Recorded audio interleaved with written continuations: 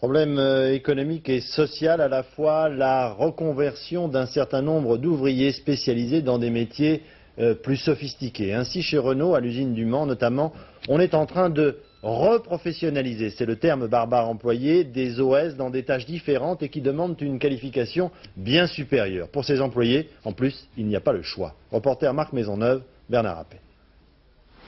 Renault Le Mans, une des plus anciennes usines de la société. Sa construction a été achevée en 1938. Ici, 5900 personnes fabriquent quotidiennement 14 000 transmissions qui équiperont 7 000 autos.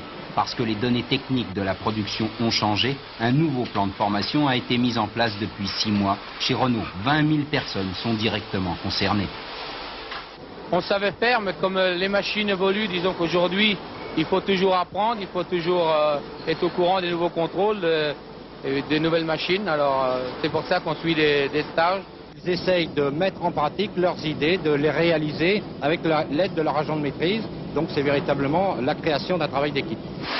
Après une formation théorique d'une semaine destinée à évaluer leurs connaissances et à les rendre autonomes, ceux qu'on appelait les OS deviennent des agents de production. Ils ont appris à faire et non à reproduire. Puis ils élaborent un projet individuel, suite logique et rentable pour l'entreprise de ce qu'on leur a enseigné. À terme, ils auront la charge d'une nouvelle machine, une machine forcément différente de celle qu'ils connaissaient. Pas facile lorsqu'on a travaillé 10 ans sur la même. J'étais volontaire pour poursuivre ce nouveau plan de formation finalement. Au Mans, il y a eu 108 volontaires. 5 ouvriers ont refusé la formation, avalisée par 5 des 6 organisations syndicales représentatives.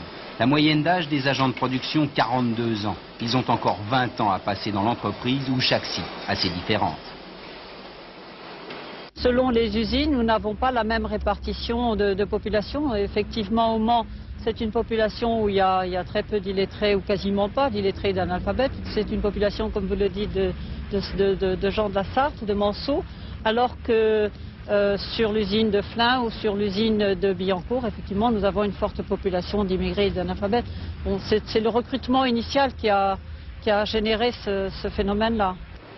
Pourtant, chacun est condamné à réussir, car si 1000 personnes étaient concernées en 89 et qu'aujourd'hui on observe encore l'évolution des usines pilotes, 91 verra la généralisation du plan au sein de Renault. Impossible de revenir en arrière, d'autant que la concurrence va elle aussi devoir trouver ses solutions à Aulnay ou à Sochaux. Voilà maintenant un phénomène de société qui prend de